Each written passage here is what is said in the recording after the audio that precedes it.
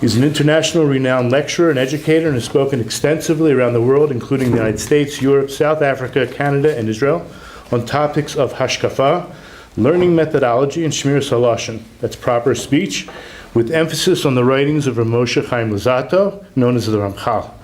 Rabbi Kessin received smicha from Rav Moshe Feinstein Zatzal and held a close relationship with Rav Chaim Friedlander Zatzal, and helped with the publication of the Sifrei HaRamchal, the Green Collection. He has a PhD in psychology from Fordham University in New York and runs a private practice in Brooklyn and Lakewood. He lives in Israel part-time. Tonight's lecture is sponsored by Operation Home Again. The mission of Operation Home Again is to be a catalyst and facilitator of synagogue and community-based aliyah from North America as part of inspiring a movement of returning home. By the way, the website is operationhomeagain.com. The founder of this organization is in our presence tonight, Rabbi Shimon Appersdorf, who together with his dynamic team is building the premier organization devoted exclusively to community-based aliyah from North America. At this historic junction of unfolding opportunity for the last major diaspora community to return home, Operation Home Again is poised to catalyze and facilitate the entire process. I have a quote from Rabbi Yitzhak Berkowitz, the Rosh Yeshiva of Eshet Torah. What would our ancestors not have done to come live in Eretz Yisrael? Today it is doable. Operation Home Again seems to be the most realistic approach to enabling our brethren to come home, and it's worthy of our support in every way. And without any further ado, Rabbi Kessin.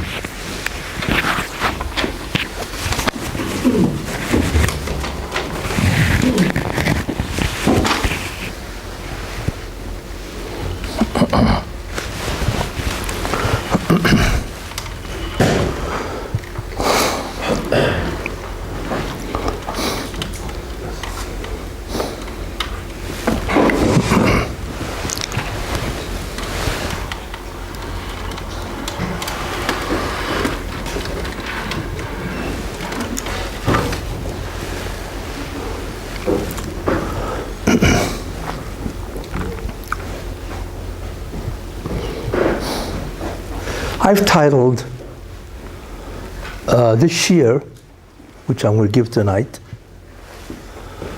The Meaning of an Insane World at the End of Time. I think everybody agrees the world has turned insane. Without going into all the pratim, all the details, because what we're seeing in the world has never really happened before, which I will point out. And so on, you know. It's almost like the world has left civilized behavior. I mean, we'll take a look at what's going on, you know, and I will talk about that. We're no longer looking at a normal civilized world, whether it be murder or crime. In the United States, it's horrendous, you know, and in Eretz Yisrael, we have a tremendous amount of insanities, irrationalities. It's hard to believe that civilization is ending the way it is that way. So the question we have to ask as Jews, what does the Torah have to say about all this? Why is God doing this? I mean, like I say, look, the world has always been basically touched by insanity anyway, you know. That's the nature of the world. But today, when you look at people, especially in America, transgender, and you have to be careful of your pronouns, right? They're destroying the education system, the abortions. I mean, it's just beyond belief what's going on there, and so on. So we have to ask, why is the Ribbono Shel Olam doing this? What's the meaning of it? Because when you think about it, it's almost as if the Ribbono Shel Olam has abandoned civilization. Let me take a look at China, 1.4 billion people. That's a lot of people, you know. And it's basically a police state, terrible police state and so on, you know. Then you look at other countries and so on. the world, like I don't want to belabor the point, but clearly it's pervaded with insanities, things that make no sense. Not that civilization always made sense. You know, a lot of it is crazy, you know. But now it's not because there are wars. It's just the lifestyles that people have chosen, you know, run contrary to logic, what should be the normal type of, you know, civilizations. So that's the question. Well, in order to find that out, it's not easy. You see, even though actually it's been predicted in the Gemara, Saita, Sanhedrin, that before the Mashiach comes, things are going to get really crazy, really desperate, negative, and crazy. Why? Why does it have to happen that way? That's the question I want to answer. And I'm going to bring down basically the understanding of that. What does the Russian want to achieve? And you will see the outcome of this is that if the world did not go crazy, or if the world did not act in this irrational manner, the Jews could not be saved. And that's a mystery. But you'll understand why the Russian has to do this. And then, of course, it's not only in terms of what was, but also in a certain sense what will be. I'll try to be comprehensive tonight and really try to offer, you know, really rational, valid explanations. So the first question is, what is the anhoga, the actions of God before the Mashiach comes? Like I said, we see what it is because it's insane, it's irrational. And like I said, I'm going to try to answer that. Where is the answer to this question? And the answer is in the last test of Avram Avinu. It's called the Akedah, you see. And there are many strange things about the Akedah. What happened and why. We know what the story is, obviously, where the Bereshit appears to Avram Avinu and says to him, you know, I want you to offer up Yitzchak. And I want you to, he didn't say that, but obviously it was interpreted. I want you to kill him, offer him up as a oila, as a sacrifice, a human sacrifice. That's what the Bereshit said to Avram Avinu. Now, as such, we can distinguish 7 different nisyonos, not 1, 7. Because every single aspect of this, if you really think about that, is really insane. Not because why is Hashem asking for this, because it doesn't even make sense. Klape, which means according to the Hashem, or mankind. Let's take a look. And ultimately you will see is that the answer to the Akedah is the secret of what has to be. It's interesting. And we will see the answer and so on, you know, from the story of Akedah. Now, what was the test of Avram? I mean, he gets up in the morning to do the job, to kill his son, basically, you know, and so on. And the truth is, when he received the commandment to do this, he had to be thinking about 7 different things. Each one is gut-wrenching. Every single thought or aspect of what he was commanded to do has to be gut-wrenching. What are they? Okay, the first idea is Avram Avinu's chief characteristic, which we know from the Gemara, from the Torah itself, was chesed, kindness. You know, I mean, his kindness was legendary. What person, after being, you know, circumcised and therefore he's 99 years old or whatever, can imagine the pain he was under. Meanwhile, he's sitting there waiting for guests. You know, who does that? You know, and so on, you know. So that itself is incredible. Avram Avinu is the chief architect of chesed. That's what he was. And therefore that has a lot of Kabbalistic implications and so on. So you can imagine that that the Rebbeinu Shalom tells Avraham Avinu, who's this incredible Baal Chesed, what is Chesed? To benefit, to be kind to somebody else, to help them. That's Chesed, however you want to translate it and so on. But it indicates a tremendous amount of love, right? And kindness to others. Here's a person who has those midas, right? And all of a sudden, he's asked to kill somebody. Kill somebody? That's the worst thing you can do to a person. You see? So we're looking at something where the Rebbeinu Shalom commanded him to violate his own nature. Very hard to do. So that's the first decided. What? How can I do that? That's the first kind of nisayon of Avraham Avinu. Then we have, wait a minute, as great as Avraham Avinu is of Chesed, God is a bigger Baal Chesed, right? Chesed, the Rebbeinu Shalom is the quintessence, the essence of Chesed. So why would the Rebbeinu Shalom do that? We're not looking here at somebody who deserved to die, right? The Rebbeinu Shalom is the greatest of all Chesed. In fact, that's what it says. Olam Chesed Yiboneh. The world was created, right, through Chesed. In other words, it's almost like more than we want to exist. The Rebbeinu Shalom wants us to exist so he can give us benefit. That's Chesed of the Rebbeinu Shalom. So the Rebbeinu Shalom is the greatest Baal Chesed. So how in the world can somebody has that kind of love, right? How can a person like that want to kill Yitzchak? Doesn't make sense. It's the exact opposite of the midah of the Rebbeinu Shalom, right? Of characteristics. Think about that. So this is a theological, right, paradox in that sense, right? That Avraham Avinu said, I don't understand. How can God command that? His midah, his characteristic, is the exact opposite. So it's impossible if you think about that. That's the second kind of nisayon that Avraham Avinu had. The third one is, wait a minute. The Rebbeinu Shalom we know is Shofet Kol Haaretz. He's the ultimate judge. Whatever he decrees is absolute justice. Whether we understand the justice or not, doesn't make a difference.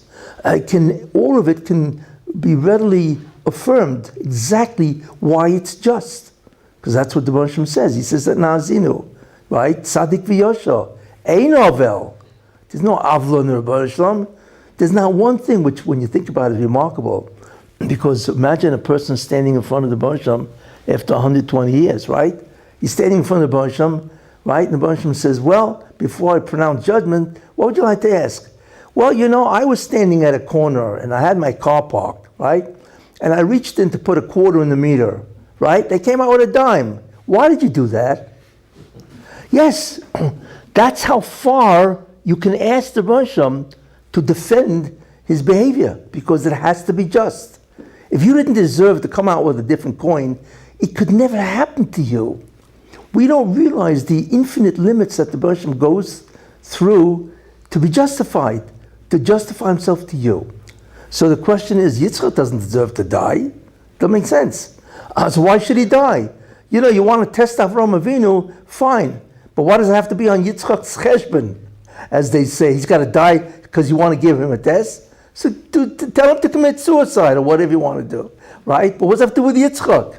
If you think about that, you see. Okay. Anyway, that's the third nisayon.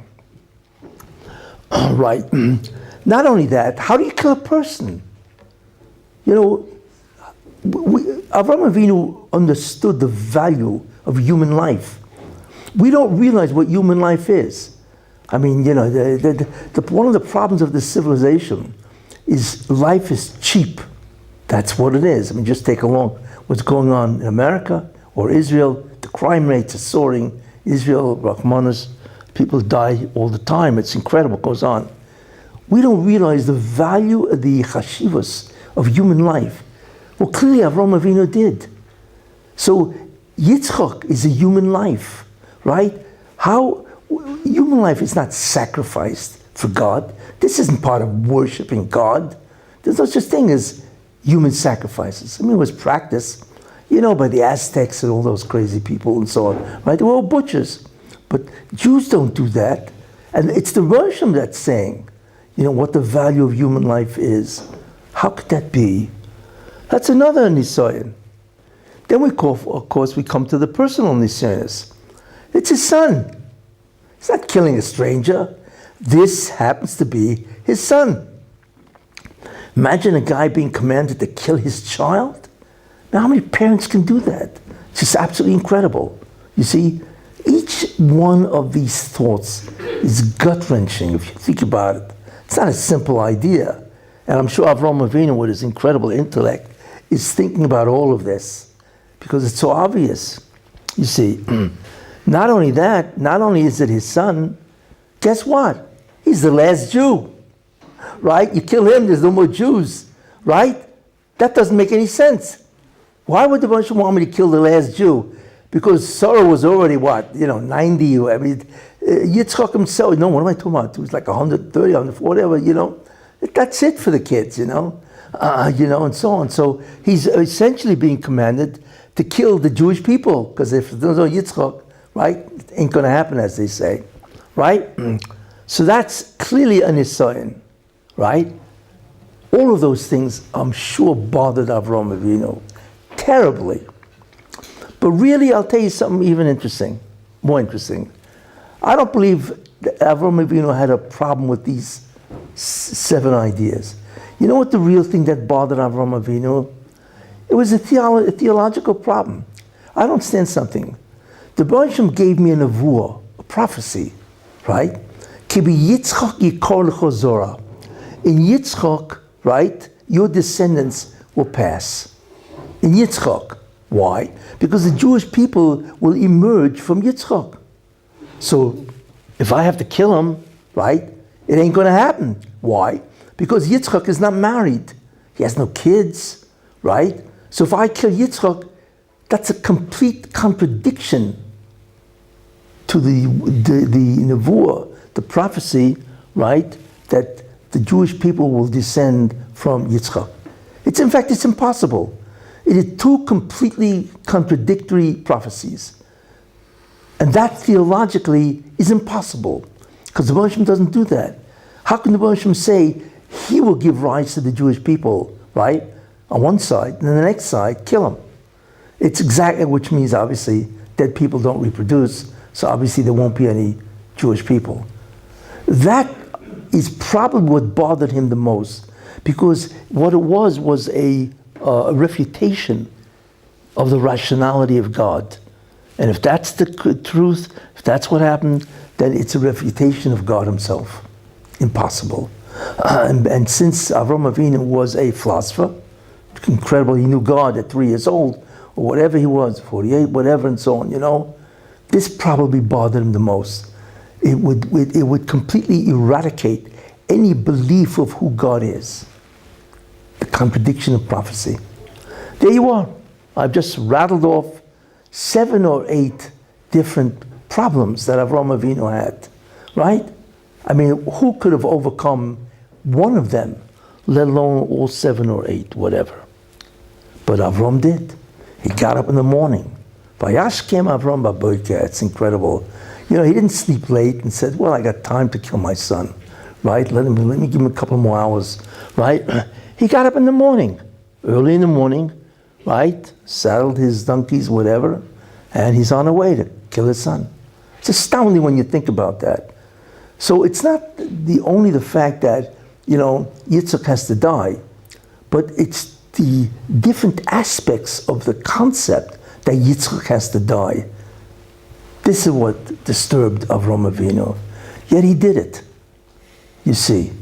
Now, we have a question. Why did the Baruch Shem do that? Well, let's understand the nature of this test, right? Many times, by the way, what the Baruch Shem really did wasn't this, because he said, V'ha'aleu li'oilo. He never told Avraham Avinu to kill him. He just said, bring him up as an offering. That's it. So that's how you escape the whole theological paradox, you see. But Avraham Avinu interpreted the statement correctly.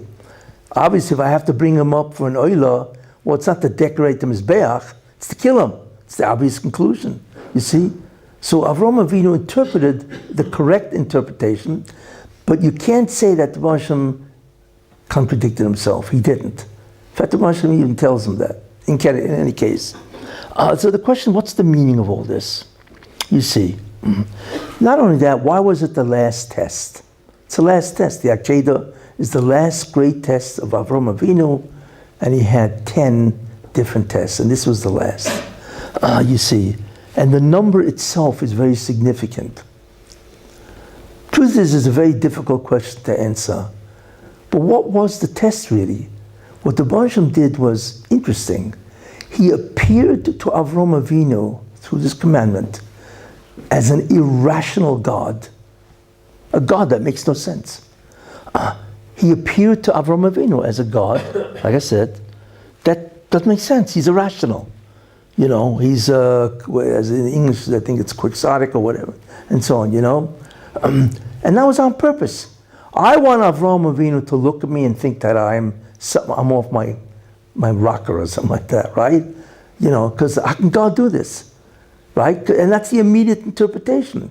There's a complete contradiction. Now we have to ask why, but the nature of the test is to appear irrational to Avraham Avinu. And that's clearly what it was. The question is, why would the Hashem do that?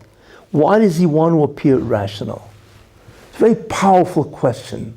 Normally, if the Hashem wants to put you through a test, so he will do something where you do not know the reason. It's called unknown. But the Hashem never contradicts himself. That's a theological paradox, you see? So it's one thing if he tells you or he does something which could have a reason, but we don't know what the reason is. Okay, but it's not irrational. But to do something that makes no sense, that's an absolute contradiction, is impossible. The Hashem doesn't behave that way, doesn't act that way. So that's the question. To look for an answer, we don't have to look any further than Rashi. And Rashi offers a profound understanding of the whole justification of the Akedah. It's an amazing concept, what he says. And in many ways, this is the secret to what is happening today in the world. This is the definition of the last type of behavior that the Hashem has to the Jewish people at the end of time. And what does Rashi say? So Rashi says where the Hashem, where the Malach actually says to Avraham Avinu, Atu yadati, for now I know Yirei Elokim ato, that you fear God. So what do you mean now I know? You mean before this you didn't know? Of course the Hashem knows. So what do you mean now? It's like, well, now I know I can deal with this information and I have what to do with it. What's that mean? So Rashi says, right, Yesh li lahoshiv, I can now answer, respond, to who? To the Satan and the Ummah Ilam. What do you mean respond? Because they're going to launch, right, an accusation against the Jewish people. And they're going to say, we don't understand something. You know, you're a God of justice. What do you want with the Jewish people? They sin. They do all kinds of violations. Why do you love them so much? Why don't you abandon them? They're not listening to you. They're not doing your will. So what's this business here? Why do you adore them so much? Or what is this, favoritism? Nepotism? What is this? That's the Satan and the Ummah Sa'ilam. That's what the Satan says. Because he's always trying to split God from the Jewish people. And that's his business. You see, why? It's interesting, the psychology of the Satan. Because he knows that the Jews will always be loyal to God, no matter what they do. Goyim, they'll throw them away and finish. If something comes across, right, which is more attractive, they'll ditch God and do that. But Jews are not like that.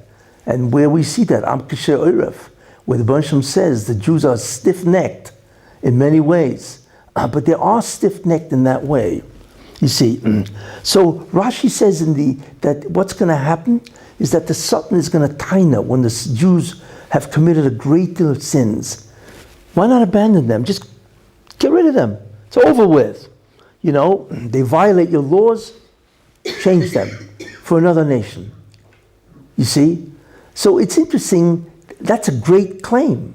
And he's right, the Sultan, because the Sultan defends justice. That's why he was created, to defend justice.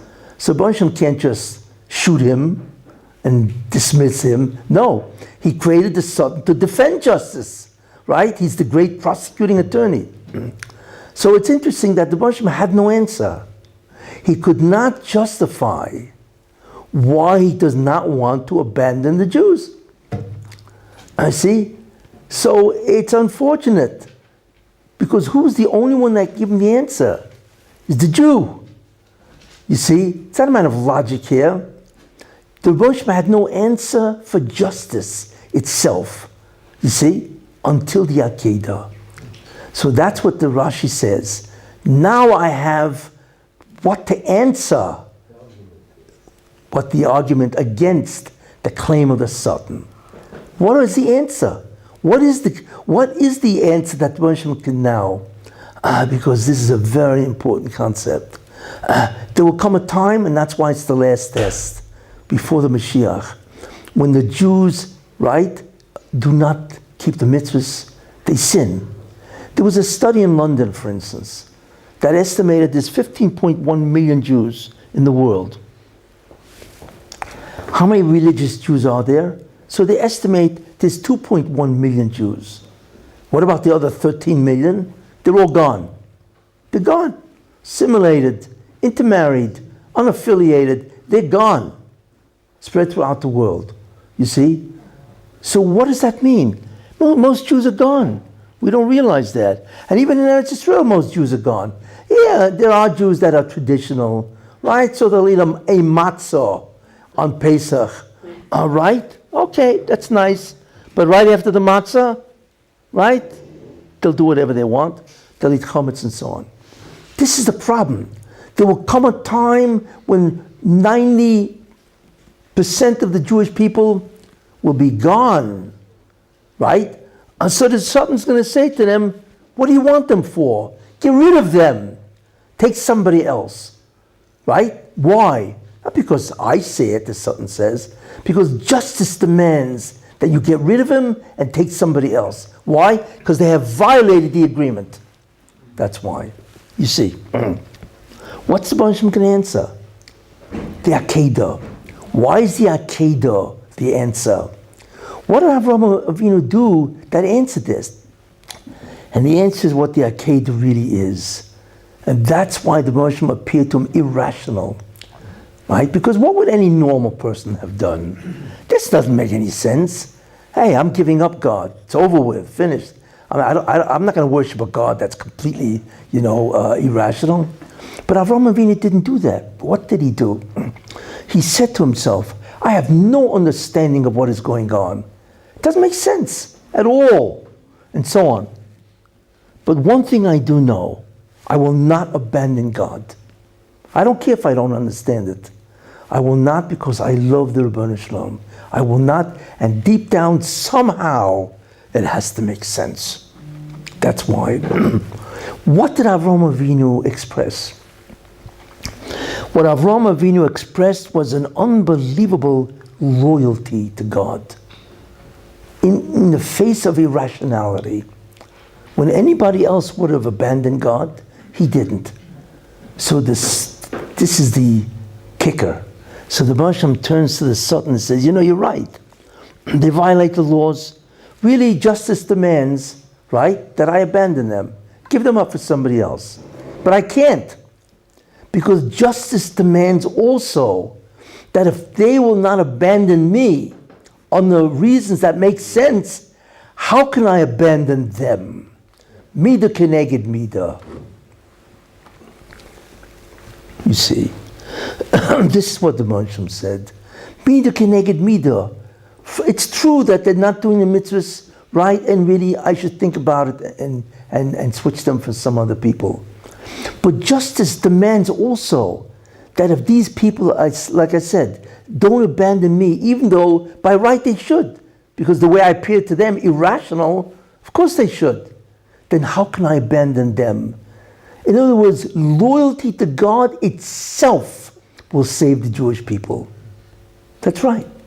But in order to have loyalty, God has to appear rational, doesn't he? Because that's the justice. If God appears, okay, they don't know why I'm doing something. Okay, so it makes sense. That's why they don't abandon me. But if the Jews don't abandon the Rebbe Hashem out of a sense of love and loyalty, right? So how could I abandon them?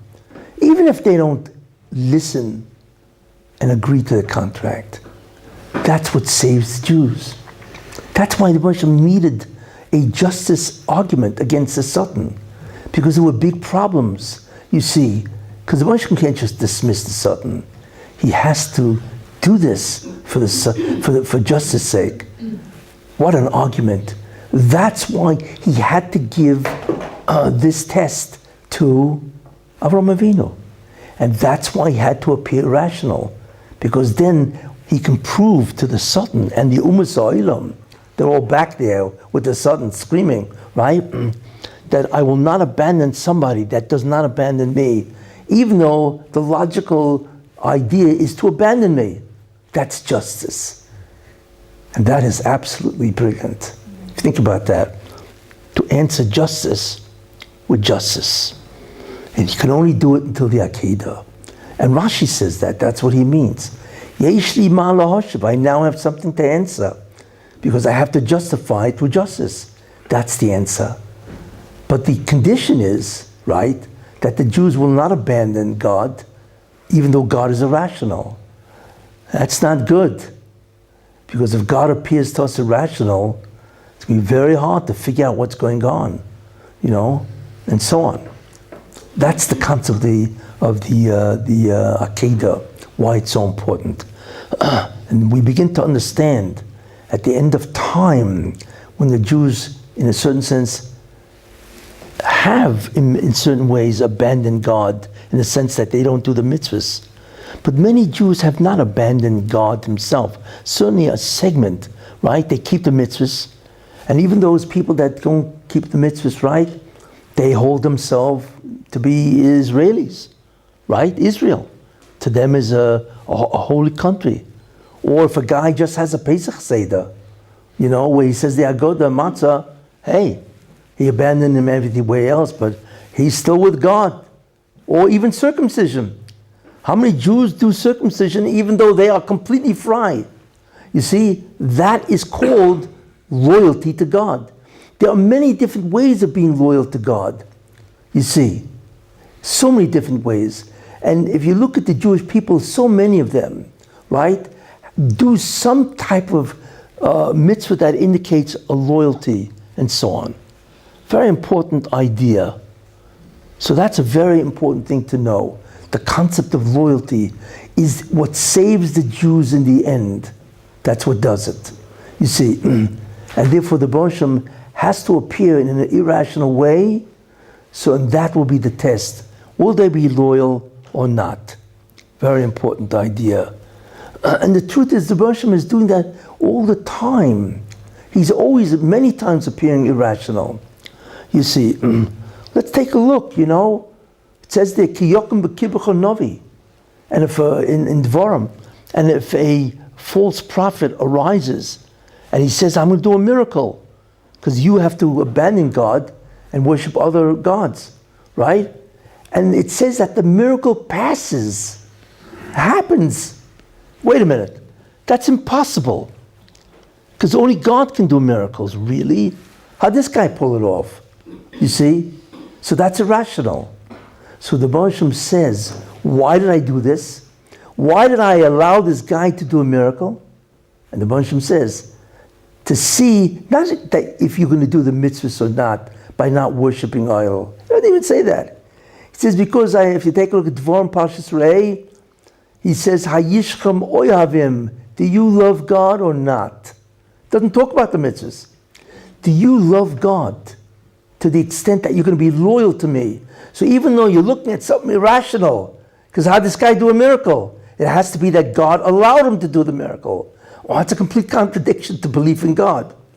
So Moshe says, I'm going to pull this off. I'm going to pull off this complete irrationality, right? To know, do you love me or not? Are you still loyal to me? Doesn't mention a word of mitzvahs, which is interesting. Let's take a look another time when you had this problem. The Chet Egel. The Moshe wanted to destroy all Klal Yisrael, in a certain sense, right? And Moshe Rabbeinu had to go up and pray, right? That God should not destroy the Jews. On the contrary, right? So Moshe Rabbeinu says, he finally comes down the mountain, throws the luchos, the tablets at the bottom of the mountain. What does he say? He doesn't say, all those who didn't sin, me sheloi chote, all those who didn't sin, please come over to me. He doesn't say that. He says, Mi Hashem Elai, who is to God? Let him come to me. What's the difference in language? He should have said, all those people who didn't sin, you guys come over, and the rest of the people will be punished. He doesn't say that. He says, Mil Hashem, who is ever to God, come to me, which means that even though you sin terribly with the Chet Egel, if you are still with God, loyalty, come over to me, you're okay. You'll have a kapora. It's amazing when you think about the language that he said. We just pass over very quickly. But what he said was incredible.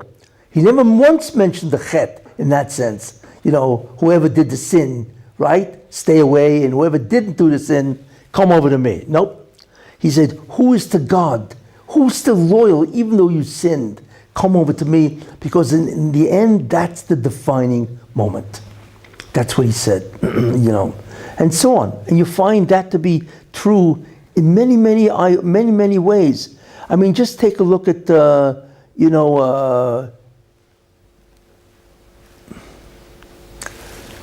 Yosef HaTzadik. Yosef. Here's a guy, right, who's first they try to kill him, right? And then they didn't want to kill him. They changed their mind. They sold him in slavery, which is not a very good social position to be in as a slave, especially in those days in Egypt. And then finally, with the test of Potiphar's wife, he winds up being a prisoner. And I guarantee you, being a prisoner in Egypt is the worst possible place that you could be, right? And he's only what? He was 17 when he was kidnapped, all right? And he's in his early 20s, 24, 26. He's finished. He can't hire a lawyer to get him out of prison. What's he going to do? Basically, his life's over at the young age of 23, 25, whatever, right? What do you think Yosef was thinking? This is insane. I'm one of the 12 tribes, right? Everybody has abandoned me. My family is gone. I'm a slave, or I'm in prison, right? I'm finished. I'm doomed, right? This is irrational, because Yosef knew the concept of the 12 tribes. Not only that, he knew he's part of the tikkun process. You see. So how in the world, what am I doing in prison? How am I going to accomplish what I have to accomplish being in prison? It's irrational. None of this makes sense. Of course not to Yosef HaTzadik. Yosef HaTzadik withheld, and he did not abandon God. He's always quoting God. You see, same concept. Because the Moshe says, no matter where you go, you need to be loyal to me. You see, you need to be loyal. Look, even Yaakov Avinu. Yaakov Avinu knew who Yosef was. Yosef was, I once said, a Chatziyav. Yosef took over the job of Esav. Esav was an Av who sinned. So somebody has to take over the job of Esav, and Yosef was that person. Yosef wasn't a Shevet. He was half a patriarch. And Yaakov knew that, because he had to take over the job of Esav. You see. So if that's the case, where's Yosef? He's dead. So Yaakov said, it's over with. I do not have 12 tribes anymore. I only have 11. Not only that, Yosef, who was supposed to take over a job of Esav, right? He's dead. So that's the end of the whole tikkun process. It's over. You don't realize what Yaakov realized. And that's why he says, Sha'ila, I'm headed to Gehenna. Because it's over with. There's no tikkun without 12. And there's no tikkun without Yosef. Yet he's gone, he's dead, right? That's irrational. Because we know Yaakov knew that he has to complete, right? Avram, Yitzchak, Yaakov, he's the third of. He's got to complete it. Yet it's impossible because Yosef is dead. Irrationality. Of course. Yet Yaakov, of course, remained what he was. Never changed one iota. You see, it's interesting to watch that many times the Baruch doesn't appear as an unknown entity. Doesn't make, why is he doing this? But as an irrational entity. You see, because he's always testing the Jewish people. Do you love me or not? Or will you continue believing in me, even if you don't do the mitzvahs? Will you continue believing in me at some level? Right? Some level. That's what the Rebbe Shem wants. And that's why that's a classic statement by the Novi Sheker. Hayishkam oyhavim oisi. Do you still love me? I'm not asking if you're still doing the mitzvahs, right? But do you love me? That's what I want to know. Because that's the Akedah. That is what's going to get every Jew basically into Olam Haba. You see, it's called the last card of justice. You see, it's interesting. That's why the Baruch Shem created, and that's why he gave Avram Avinu that midah of irrationality. And then, of course, we come to Egypt. Egypt is incredible. The Jews are Memtesh Shai Tumah.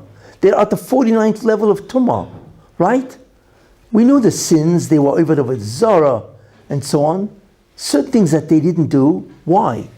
They didn't change their name, their dress, their language. That's the loyalty. You see, that's the loyalty. Even though they were Memtesh Shai Tumah. I mean, we don't even know what the Memtesh Shai Tumah are. You imagine, but it's called the bottom of the barrel, right? That's what it's called, right? Yet the Baruch Shem redeemed them. Why? Because they still had the loyalty of that. But it wasn't enough, you see. Because here's Moshe Rabbeinu, right? Moshe Rabbeinu is the Mashiach. The Baruch Shem visited him at the sneh, which is what? The thorn, the bush, right? And he tells him, you're the guy. You got to take Klal Yisrael out of Mitzrayim. He's the Mashiach. As soon as Moshe Rabbeinu gets to Egypt, what happens? Gets worse, much worse. Where Paro says, well, they're lazy. Straw. Now, not only do you have to build bricks, make bricks with straw, guess what? You need to gather the straw at night because the amount of bricks has to remain the same. Could you imagine what that is for months? They're gathering straw in the middle of the night, right? They have to go through Egypt, and they didn't have flashlights in those days, right? And go and gather straw in the fields? It's insane. But the kicker, the irrationality was, this was after Mashiach came, not before. So a guy would have said, this is insane. This doesn't make any sense. How could it get worse after the Mashiach, Moshe Rabbeinu, come? It's impossible. This whole thing doesn't make sense. In fact, not only the Jews probably had that thought, Moshe Rabbeinu had that thought. He comes running back to the Baruch Shem, and he says, Lo mahare oiso lo om hazeh, right? Why have you done evil to this people? Right? What in the world does that mean? Well, Moshe had a right to not understand the Baruch Shem because it was irrational. I'm the Messiah, and it got worse, right? And he says, you didn't, you sent me to redeem them. I didn't redeem them. It got worse, right? So Moshe Rabbeinu could have asked the Baruch Shem, maybe you share with me what's going on here. But he didn't. He judged God and found him guilty. Because he said, Lo mahare oiso, why did you do evil to this people? What does that mean? It means he judged God in his mind, and God was evil. That's what it means. So the Baruch Shem says, so obviously, wait a minute. What happened? Moshe Rabbeinu was not loyal.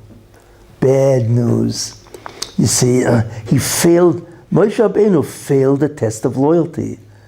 And that's why the Baruch Shem says, it's amazing when he says, Rashi brings it down, when the Baruch Shem says, Chaval di avden, I used to have tzaddikim like Avram Avinu who didn't question me, right? When he went to go and buy, I said, I'm giving him Eretz Yisrael, and he goes and buys the Kevin Chevron, he paid good cash for this, right? He didn't say, excuse me, why am I paying cash? I own this country. He didn't question me. And then Yitzchak with the Be'eris and so on, all right? So the Rosh Hashanah says, where are these guys? They were loyal. They were not mahara after my midas. They didn't question my midas. You? As soon as I introduced a difficulty, you're already judging me to be guilty of evil? We cannot even begin to understand what that was. In fact, he suffered severely because the Baruch Shem told him, you failed the test of loyalty, right? So as a result of that, you will not redeem the people. You will not go into Eretz Yisrael. So the Baruch Shem tells him that, Ato, now you will see what I will do to the 31 kings. Now, right? But no, Ato, now you will see what I will do to Parai. But you will not see what I do to the 31 kings because you will not bring them into Eretz Yisrael. He failed the test of the Mashiach. He was Mahara after the midas of the Baruch Shem. No loyalty.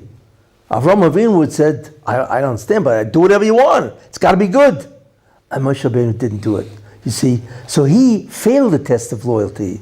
What about the Jews? Why did the Baruch Shem do this to the Jews? With the Gzera, you see, where they have to gather the store. And the answer is because he wanted to test the loyalty of the Jews also, right? Imagine after Mashiach comes, it gets worse, much worse. So every Jew is going to say to himself, I can't believe what's going on, right? This makes no sense. It's irrational because it cannot be. So that was also a supreme test for the Jewish people, you see. But apparently they passed. Unfortunately, Moshe failed. And he was punished because of that, whatever, and so on.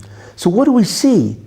When push comes to shove, and there it was, Mem Teshai Tumah, it's the end. So what does the Baruch have to do? Mem Teshai Tumah, they don't deserve to be redeemed. The Satan is screaming his head off. What are you doing? You bring the Mashiach, Moshe Rabbeinu, and you want to end it? And it almost was the end. If they didn't do the Chet HaEgel, Moshe Rabbeinu would have been Mashiach ben Yosef, right? So the Satan is screaming his head off. You can't do this. They don't deserve. They're Mem Teshai Tumah. And you want to bring them the Mashiach, right? What does the Baruch have to do for that? Yakedah, loyalty. Okay, let's see. Because loyalty is justice. They don't want to abandon me. How could I abandon them? Forget about the mitzvahs. Okay, it's Memtes. You see, that's why that test had to happen, to test the loyalty of the Jewish people, because they were at the Memtes Shari Tumah. Very, very important idea, and so on, you see. This is what the Baruch Shem is always doing. Of course, he's going to test you on his sign, will you do the mitzvah or not? Yeah, there's always a test. We are always subjected, right? Are we going to do the mitzvah or not, and so on, right? All kinds of tests. Are we going to keep his commandments, right? But in the end of time, when it's shown that the Jews don't do his mitzvahs, what's the test that he's got to do? Loyalty. He must do that, because that's the only thing that will address the claim of the Satan. And the Baruch Shem did this to Avram Avinu, you see. And that's why it was the last test to Avram, because he needed that to answer the Satan. It's a very powerful understanding of what the Baruch Shem needs to answer justice, you see. So this is basically what happened, right, at the end of time. And I'll tell you something also, which is more of a soid and so on, right? It says there was a ram caught in the thicket, entangled by its horns. It says there, right? So right after the Malach says to Avram Avinu, don't, stop, right? So he sees this ram. So Rashi says, who was this ram? Out of nowhere? This ram was there, tied up with its horns for 2,000 years, waiting for the Akedah. Rashi says, it's a medrash. This ram was there for 2,000 years. You see? Excuse me, you couldn't have a regular ram? I mean, what kind of ram lives 2,000 years? What is that supposed to mean? Yet that's what the medrash says. The ram was there for 2,000 years. This Rashi brings out the medrash. You see? And not only that, not only was there for 2,000 years, right? What do we care how it couldn't go forward because it was entangled in his horns? Okay, what's the difference? Horns, feet, what's the difference, right? So what you have to understand, what is this ram? You see, and there's an incredible medrash. It's a Yalkut, it's a medrash and so on, where the Baruch Shem comes to the Mashiach ben Yosef and says to him, you should know, at the end of time, your children, Jewish people, will be chayiv kliya. They will have to be killed. Why? Because there's not enough time for a kapara. So it doesn't mean everybody, but there's a great deal of Jews that cannot get Olam Haba because they have no kapara. That's what he tells the Mashiach ben Yosef. It's a medrash. So what's Mashiach ben Yosef do? He says, you know what I'll do? Oh no. I will accept upon myself the kapara for Klal Yisrael. Not only in my generation when I come, right? But in all the previous generations throughout history of the Jewish people, I will accept upon myself the suffering. I mean, it's beyond belief what he did, what the Mashiach ben Yosef did. And that's why Mashiach ben Yosef, we don't know who he is, because he's basically of enormous suffering, you see. And this is what ben Yosef says, I will accept. So the Baruch Shem, the Medrash says, takes an iron yoke, huge, and he puts it on Mashiach ben Yosef's neck. And of course he bends, and he starts screaming. He says, I'm a human being, that's really what he is. I can't swivel this. I can't bear this weight. So the Baruch Shem says, yeah, but you promise. Because the Baruch Shem needs the Mashiach ben Yosef to accept the kapor of Klal Yisrael. He needs him. And so because if not, a lot of Klal Yisrael does not get Olam Haba. It's an incredible medrash. So the Baruch Shem says, okay, I will go in Golus with you, and therefore it will be easier for you to bear, and so on. What is the suffering of Mashiach ben Yosef? Well, that's something which is open to conjecture. But one thing is clear, whatever the hanhog of the Baruch Shem is to Klal Yisrael will be to the Mashiach ben Yosef, which is what? That the Baruch Shem will subject the Mashiach ben Yosef to incredible irrationality, right? Because we're talking about a person that is unbelievably lofty. To know what he is, and Yeshaya in Nun Beis at the end, it says, Hine Yaskel Avdi, behold, my servant will grow wise, right? Because before that, it was an ignoramus. Who is this servant? So the Targum says, Malka Mashiach, it's Mashiach. And it says 3 expressions of growth. It says, V'yoram, V'nisa, V'gova Miyoid. So the Medrash asks, why do you have to have 3 expressions of growth?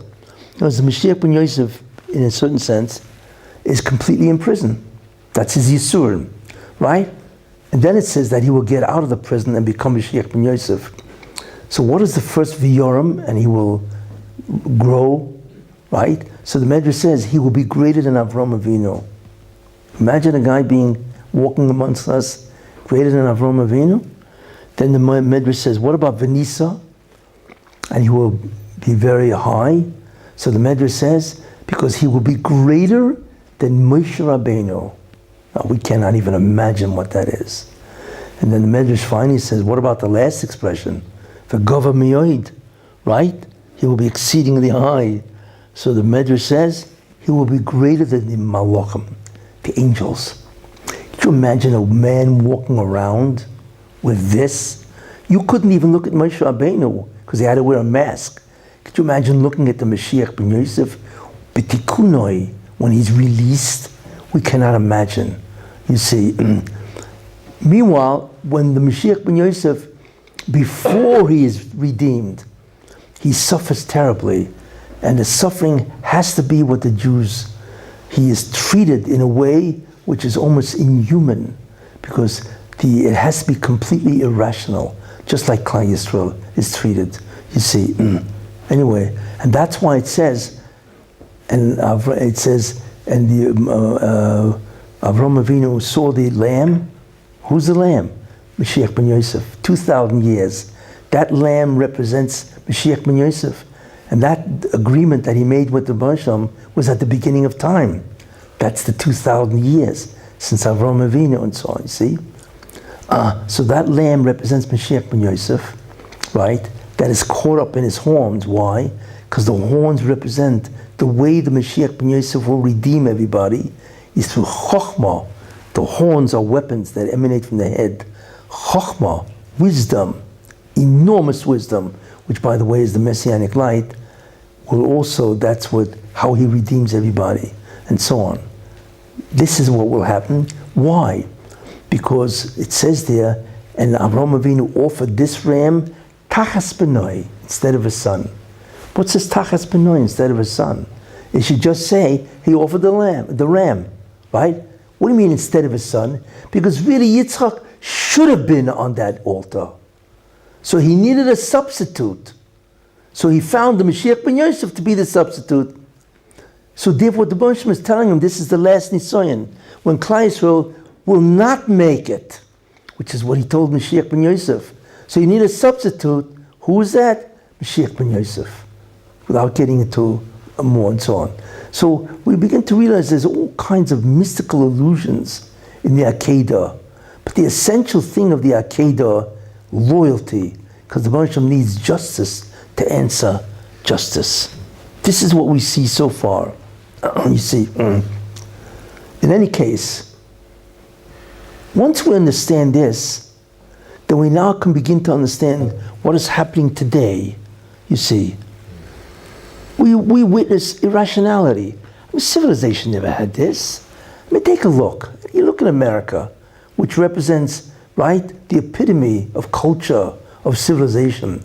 I mean, that's what they say, right? You take a look what's going on there, right? First of all, you have the LGBTQ, lesbians. I don't want to even go into the Russian tables of that, right? This is insane. And not only that, not only are they accepted, they are now preferred. Everybody is doing, or all kinds of institutions, the army, right, the colleges, you have to be LGBTQ or you can't get in. I don't want to go through the whole thing, but it's astounding. Not only is it accepted, it is now preferred that you be this. And then you have the whole concept of transgender. You know, there's no such thing as a gender. You could do whatever you want. And they're teaching this to kindergarten kids. They're destroying the youth. This is what they're doing in America, right? So not only is there abortion where they kill the kid before he's even born, right? Up to the day of delivery. That's when you can kill the kid up to the day of his delivery. Do you believe this? Talk about pure murder, right? That's what's going on. So first, they are okay with killing the kid. And then there's some Michigan, I think it was the Virginia governor or something like that, who said, no, even after the kid is born, you got 24 hours, you want to murder him or not. You know? So if you and the mother and the doctor come to the conclusion that they don't want the kid, kill him after he's born. I mean, what is this? You know, it's a bunch of murderers. That's basically what it is, right? And then you have pronouns. You can't say he or she. You violate their rights. You see, you have to say people or whatever nonsense they come out. And it's colleges. I mean, you can't believe what's going on. You see, then you have that. Then you have all the insanities. You know, the president of the United States, who obviously is just beyond belief how he's president, and so on, you know. But you have the inflation, you have the crime.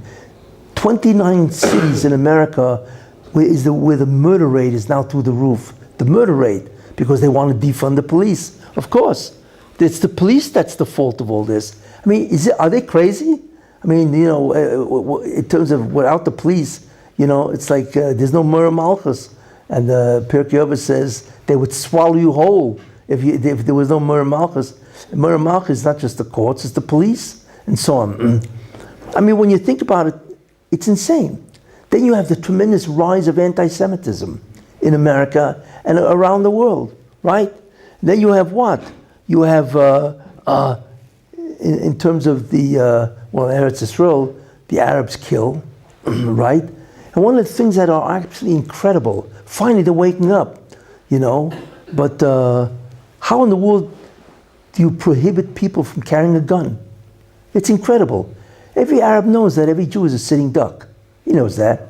You can't defend yourself. You don't have any weapons, right? So he can go and kill you. Those 7 people never who died, had they guns, maybe a guy would have got away with killing one, but the other people would put out their gun and kill him. Of course, they're all sitting ducks. Israel, in a certain sense, has become a very dangerous country in that sense, where it could strike at you anywhere. So how could you prohibit people from defending themselves? So the whole thing is irrational, you see. And I'm not even talking about the previous government of Lapid and Lieberman and so on, with the irrational, the war against the Haredim, the war against God, because that's basically what it is, Then you have what's going on in the world. You have Putin against Ukraine, he's wiping out Ukraine. Then you have China, Xi, right? He wants to control 1.4 billion people. The world is filled with evil, irrationalities. So therefore one would say, whatever happened to God? It's called less din less dayan. There's no din, there's no justice anymore. Everybody can get away. And what about that World Economic Forum that took place, that crazy conspiracy and so on, The world has become not only an evil place, it violates the rules of civilization throughout, you see. So one wonders, where is the Rebbeinu Shalom? Whatever happened? It's not just the Holocaust. You see, the Holocaust was one nation, right? Nazi Germany and so on. Okay, there always have been evil nations, but the whole world is mad. So where is the Rebbeinu Shalom? There's no din, there's no justice, and there's no dayan, and there's no judge to judge. You see, and that's irrational. Because everybody looks and says, wait a minute, the Rebbeinu Shalom stands for justice, right? He is the one who controls, right? He's in charge. He directs the world and so on. He's gone. That's irrational, you see. It doesn't make sense. Therefore, the world basically is insane. Not insane in a psychological sense of being psychotic, but they are insane in terms of the merida. Everybody's rebelling almost against God, because that's really what it is. I mean, look at the Democratic Party in America, the progressives, right? These people are unbelievable Rishonim. You see, they are terribly evil people.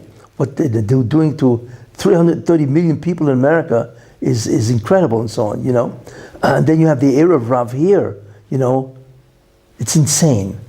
And like I said, because the Rebbeinu Shalom is pushing us to the end, to the brink, he must see, what are we going to do? Are we going to abandon him, give up totally, or in some way grab something about Judaism? I don't care if it's a matzah on Pesach, right? Or if it's a bris milah, right? Or send your kid to one day to learn how to read Hebrew. Whatever it is, there has to be some way, or to declare yourself, well, I'm proud I'm a Jew, whatever, even though I don't keep anything and so on. There has to be something where a person can declare that I am Jewish and I'm proud to be Jewish, no matter what it is, And it's interesting, people deep down do have an affinity to being Jewish, even though we never see it that way, but they do, and so on. So that's a very important idea. Another idea that determines is the Satan, who's screaming his lungs off. I don't know if angels have lungs, but he's screaming. What is he saying? He's saying, wait a minute, what's going on here? You want to bring Mashiach, because we are holding at the end. You can't do that, right? Because Jewish people are at the Memte Shai Tuma. We are. This world is so terribly contaminated with sin and evil. So the Satan is saying, you can't bring the Messiah, the Mashiach, and we are right at the threshold, you see, because they don't deserve it. The Messianic era is an era that we cannot comprehend its glory or its joy. As obviously, when you have a person like one I mentioned come, right, it's incredible. So the Satan is trying to stop it at all costs. So he was successful in stopping it in America, right? Trump was doing a tremendous job, right, of elevating America. And because I've said this many times, whatever, but Trump is an individual, basically, that has started the Messianic process. Because people don't realize that Esav does tshuva. and he is Esav doing tshuva, which I've said many times and so on. So therefore, this is what is happening, okay? And to show you, and remember the main job of Esav, even though he became a Rasha, the main job in the end will be Rav Yavoy Tzoyer. The older will serve the younger. That's the prophecy. That means in the end, Esav has to do tshuva and help the Jewish people do the tikkun, right? That's what it is. And therefore, in the end of time, Esav will do tshuva, who I feel is Trump. Abraham Accords. It's unheard of, right? That he did that, right? And that when he gets back in, which I feel he will, and finish the job, right? Finish the job. It's not, don't even think about counting him out, you know. So there's between now and then, a lot of water is going to pass under that bridge, all right? And then so on, you know. And there are many reasons why, you know. It's very possible that DeSantis won't even challenge him, because for him, his sake, he should not. It's a very big mistake, just as an aside, for DeSantis to challenge Trump. Everybody else is nobody. There's nothing there. The only challenge is from DeSantis, which is a tremendous mistake. If you want to know why, first of all, Trump should have had 5 heart attacks by now. The amount of persecution that he's subject to, it would kill anybody. Any normal human would have killed. All right? And he's just like water off a duck's back. It's incredible. DeSantis is not proven. He gets that kind of stuff, right? Opposition, he can drop dead in a moment. Could you imagine what it is to be sued every moment? Do you know how much money you have to hire lawyers? I mean, it's astounding what he's got to go through. And who's after him? We're not talking about some local guy in the street. The federal government is after him. With the DOJ, Department of Justice, the FBI, right? The Intelligence Department, they're all after him. Could you imagine? And they have unlimited resources. So he is proven. You see, he can survive. DeSantis is not proven at all. And I want to tell you something. They're going to make schmutz out of DeSantis. The progressives, the Democratic Party, if he's nominated, they will destroy him. They will character assassinate him, just like they did with Trump, because they will not tolerate that, obviously, you know. So can he tolerate that character assassination by the Democratic Party? Not only that, what's his rush? He's only 43 years old. What's his rush? He'll wait 4 years, right, or whatever, and at 48 he'll run for president. There's no point in it, you see, because it's not that there's nobody to run. There is, right? There is to run Trump. He doesn't have to replace Trump because Trump is very adequate, very eligible to do a great job. So what's his rush, you see, and so on. In any case, it's a big mistake because if he runs and he loses to Trump, which he will, right, then it's a mark against them. Because whenever you lose, sinish good, and so on, you know. And he's got time. Not only that, like I said, they're going to go after him. If he gets a nomination, they're going to Shmet the DeSantis, just like they did to, and they're going to sue him. And he's not a billionaire like Trump, right? He's going to have to pay to protect himself and so on. Anyway, it's a very bad move. I hope he remembers and he thinks about this, and he drops out and says, I don't need to do this. I'll do it after Trump retires. Because he can only run one more term and so on, right? And so on and so on. But in any case, this is what's called the lull in the Messianic process. Why? Because of the Satan. The Satan says, you want to stop the world, right? Because of the Mem Teshai Tumah? No, you can't, because the Mashiach is a person that is sublime. It's incredible what he'll do to the world, and nobody deserves it. So Benjamin says, you're right, so I have to make the world suffer. I have to satisfy justice, right? So we already know one way to do that, the test of loyalty. I need justice to answer justice. So the test of loyalty is one way. But the second way is to satisfy the Satan, right? And introduce tremendous yisur and suffering, which is also what happened in Egypt, you see. So therefore the Baruch decided that he's going to stop Trump because it's going too fast. He's got to satisfy the justice, right? And make people suffer. So of course, how did he do that? It's amazing what the Baruch can do. It's simply amazing. COVID. Because of COVID, Biden was able to hide in his basement and campaign, right? Nobody knew that guy's, absolute moron. Nobody knew that because he was in his basement because of COVID. This is why, you see. So the Brunisham brought COVID to allow Biden to win and make the United States suffer. And the whole world is suffering because of that. You see, not only that, he destroyed the economy, which is Trump's signature law. He destroyed that. You see, all of this is putting on hold. It's the equivalent of Biden is the equivalent of the Gzera of straw in Egypt, where he put Moshe Rabbeinu on hold, right? On hold because they didn't deserve it. You needed a test of loyalty, you had to satisfy justice with more suffering and so on. And then he could bring Moshe Rabbeinu to destroy Egypt.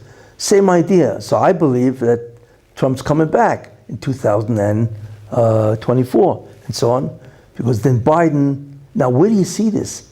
Because you already see that these guys are losing already. In America, right, Biden's losing. I mean, how does a guy have top secret documents all over his home? You know, it's almost like I expected him to use the top secret documents for wallpaper in his house. You know, you're looking at the wall, there's a top secret document here, there's one over here. It's insane. These are top secret documents. These are the most guarded documents in America. And they're all over the place. They're in a garage, right next to his Corvette. They're in his office. They're on his table. I mean, is he out of his mind? Yes. That's really the answer. Answer your own question, right? And so on. So therefore, people realize there's something wrong with this guy. It's incredible. You can't even trust this guy with top secret documents. So you see the Bosham is already after Biden to get rid of the guy. It's a very good sign. Very good sign. So it's telling us, right, that the end is very near. Which Bosham says, enough is enough. I want to redeem the Jewish people. And in Eretz Israel, same thing. First time in history, right, that the government of Israel has nobody on the left. Nobody. Right. Nobody. It's amazing. It's Bibi and it's also the Haredim in the right, the right and so on. No, there's nobody on the left. There's no Lapid. There's no Lieberman. Right? There's none of these. And there's no merits. They're completely out. That was a miracle. It's a Nes Nigla. And what's even a bigger Nes Nigla, right, is Ben Gvir. 3 years ago, this was a guy, persona non grata, right? He was the last guy anybody would ever think would be in the government. Not only is he in the government, which is a miracle, you know, number one, right? But he's the Minister of Security. And not only that, he's been granted greater powers than the original minister, you know, by the Knesset and so on. How in the world did this happen? It's interesting to look and see what the Bosham seems to be doing. And I always feel that Ben Gvir is a Trump character. He has the same ability of defiance. Very strong-willed person, and he can defy. So it's very interesting what his future will be. But in any case, without getting into that, so you see in Eretz Yisrael, what you're witnessing is the beginning of the end of the Erev Rav. That's what it is. And the Erev Rav, right, America's at war with each other. The good part of Esav and warring with the bad part of Esav. That's really what's going on. Trump is the good part of Esav, warring with the bad part. The bad part of Esav is who? Is the Democratic Party and the progressives. They are destroying America, you see. And Eretz Yisrael, it's the Erev Rav against the Frumah. It's really what it is. Or I really should say the Erev Rav against God. It's not the Frumah that they hate. It's really God. Don't tell me what to do. That's what it is. They want to remain secular. But what you see, what the Bosham has done is thrown out the Erev Rav.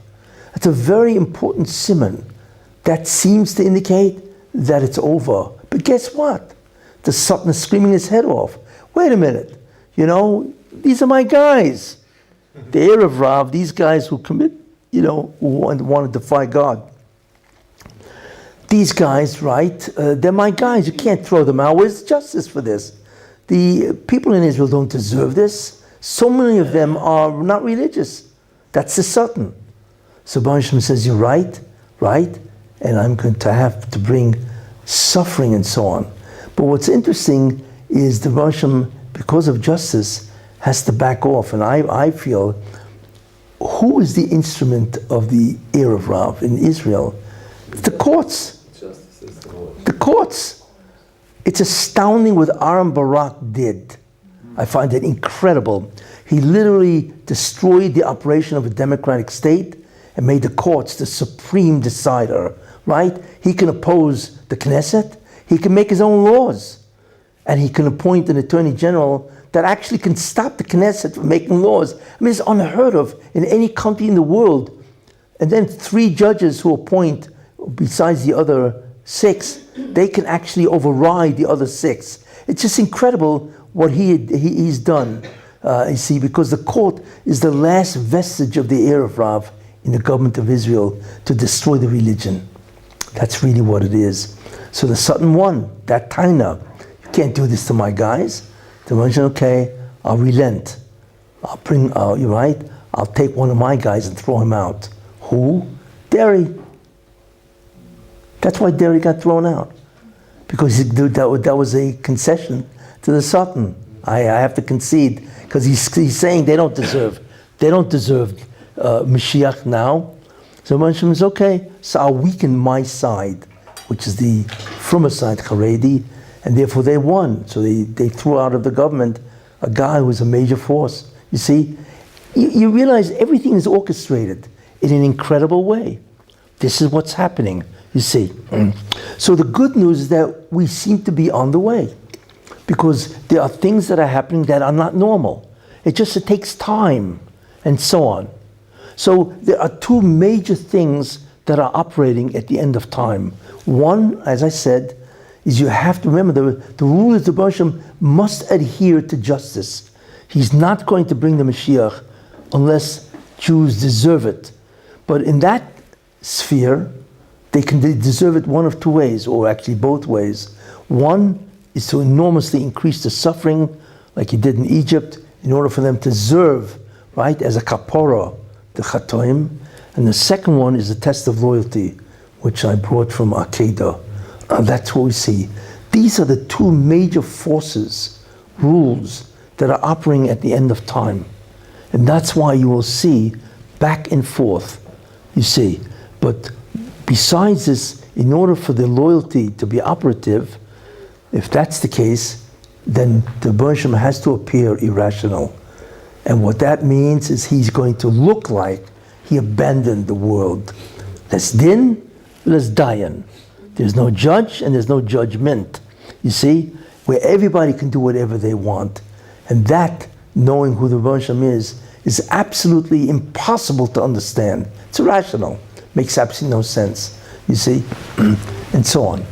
So this is basically what the end of time looks like, and why it's always insane, either because of tremendous amount of Yisurin, and people are suffering because of the cost of living, and because of the inflation, and the southern border is unbelievable what's going on down there. The crime in the cities, defunding the police and so on. And even in Israel, the cost of living here is very high. It's impossible. I don't know how anybody can make a living in this place. And so on. You know what they say? If you want a small fortune in Israel, you got to come with a big one. You know, and so on. And so that doesn't make any sense. Then the Arabs, it's like a turkey shoot. They can go wherever they want, kill Jews, because they forbid people from defending themselves. That's irrational, you see. But it's not only that. The bureaucracy and regulations of Eretz Yisrael is onerous. It's terrible. It prevents so much from happening because of the bureaucracy and the regulations and so on. Then you have the cost of living, and then the real estate here is impossible, and so on, you know. And I once told a politician an interesting idea. Do you remember the Homestead Act? America had the West. They bought it, Louisiana Purchase and so on.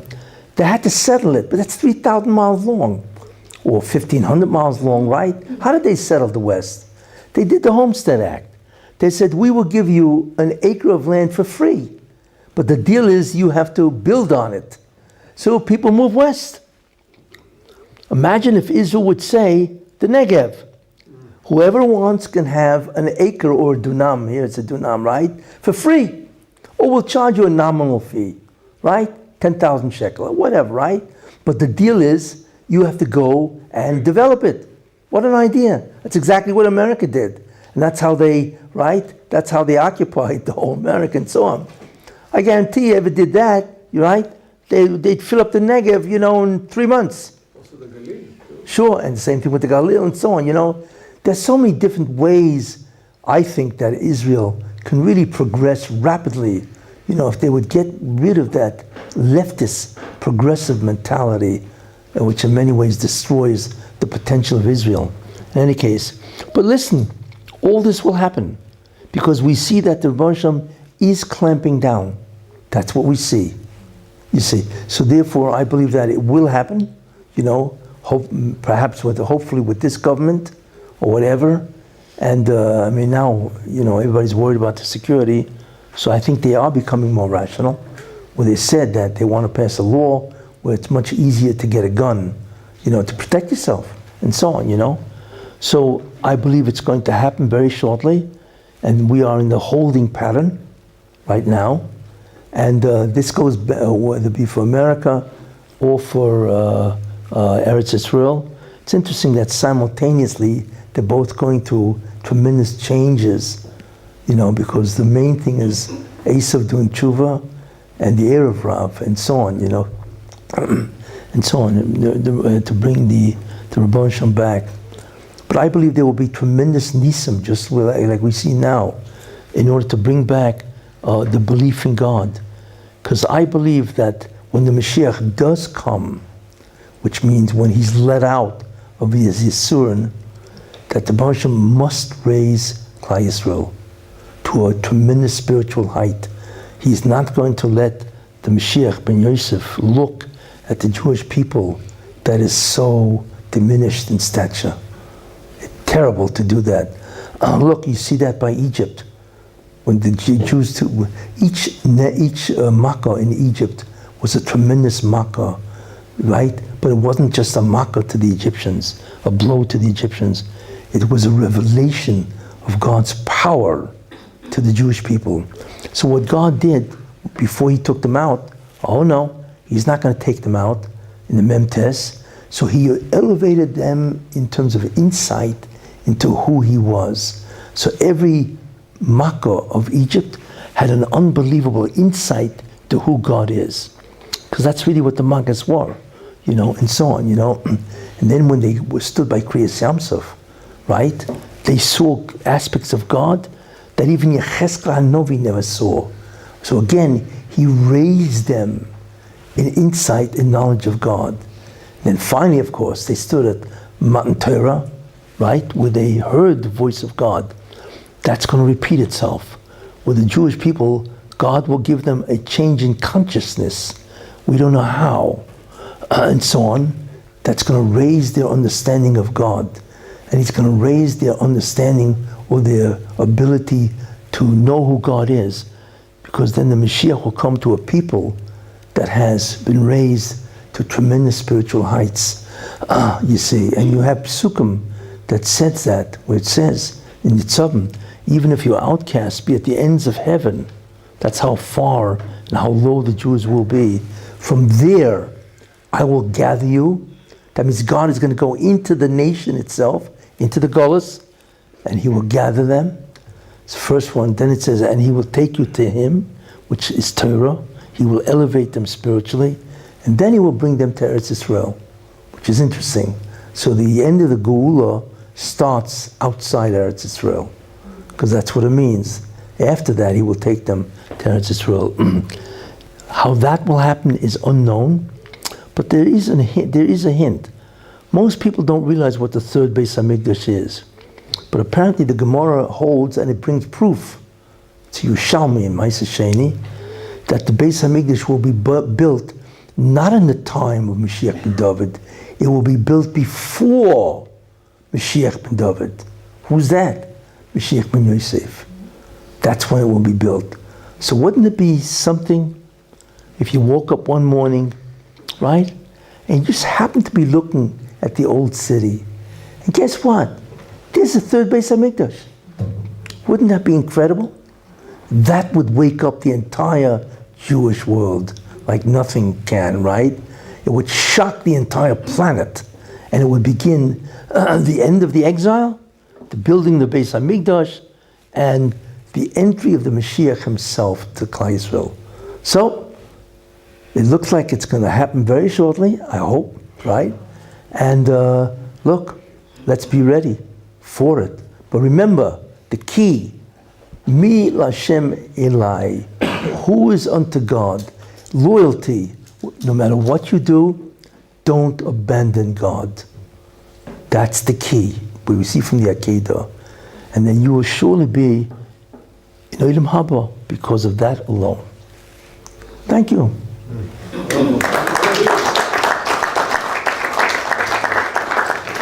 Thank you very much, Rabbi. We open to questions, but before so, I forgot to mention the Rabbi speaking here again, February 26th, Sunday night. Yeah, it's Sunday night. Title? Anyway, Purim. something to do with Purim. And so also, Bezrat Hashem will have Mari tonight after. Guys can stick around. Any questions? I just want to make sure that people know that Rabbi Kessin has a Facebook page. Oh. And also he has a website. And for those of us who are visual learners more than auditory learners, okay, it's TorahThinking.org. And there are links to over 500 shirim in different places on the internet. The website also has its own collection of shirim and transcriptions. There are over 100 transcriptions that are some are mated with the audio or the video, and then there's some that are not. But there's a compendium of over 500 shirim and links to the transcription, those that have transcription. So yeah, TorahThinking.org. It's an amazing resource, truly. It's Yes. So where does the war of Gog and Magog fit into all this? That's a very, very good question. Could the Rav repeat every question, at least this question? Well, the woman would like to know, where is the war of Gog and Magog? Okay?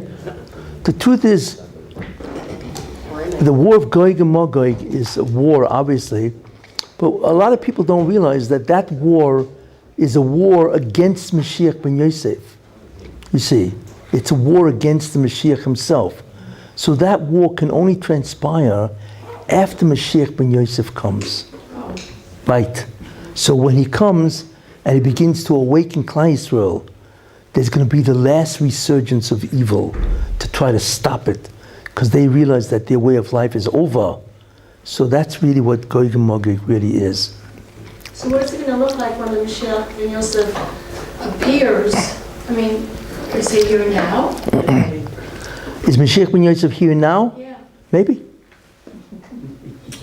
The problem is, since he accepted the tremendous amount of suffering for the Jewish people, he could be sitting next to you. Was that your husband? Just want to make sure, right? Well, no, the United States is sending tanks to Ukraine. Putin is going to, is very unhappy about this, and he's threatening, Yeah, of course. So, is that going to be, I don't know, the war? No, Ukraine is not the war. What Ukraine seems to be all about is called payback time. Ukrainians have been killing Jews for 400 years. Ever since Khmelnytsky in 1648 wiped out 1/3 of European Jewry, right? And they have been doing a great job killing Jews. In fact, in World War II, they were more vicious than the Nazis. In fact, the Nazis had to say, we like the fact you're killing Jews. Let's show you how to be more efficient. You have Babi Yar, I don't want to go, whatever, So what's interesting is, before the end of time, the Bansham says, well, Ukraine has been especially active in killing Jews, so what I'm going to do is destroy them. And what's amazing is 2 points. One, Zelensky. Zelensky, I hate to say it, he's an idiot. Why? Because Putin never threatened him. He never threatened the sovereignty of Ukraine.